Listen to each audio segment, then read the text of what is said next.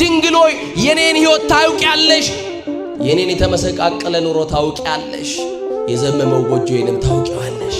አንቺ የገባሽበት ነገር ጉድለት የለም፣ ቢኖርም ጉድለቱ በመልጃሽ ይሞላልና ባክሽ ዶኪማስን ከውርደት ያዳንሽ እመቤቴ ያላችሁ ለምነዋት ጽዮንን ክበቧት ነው ያለው። እየሰማችሁ ነው አይደል? ክበቧት፣ ደግሞ በዙሪያ ተመላለሱ፣ ደጅ ጥኗት፣ ተመላለሱ፣ ጠይቋት። አንድ ቀን ወደ ልመናችሁ ታዘነብላለች። ደግ ናት ድንግል ማርያም። እና ጽዮን የተባለችው ድንግል ማርያም ናት። ጽዮን የተባለችው ማን ናት?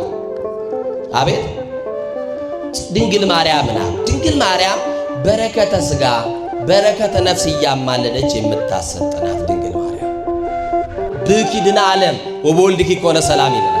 ባንቺ ዓለም ዳነ ነው የሚላት። ልብ አድርጉ። አንዳንድ ሰዎች ኧረ ይሄ ነገር ይስተካከል እንጂ ብከ መሆን አለበት ብኪ አይደለም ይላል።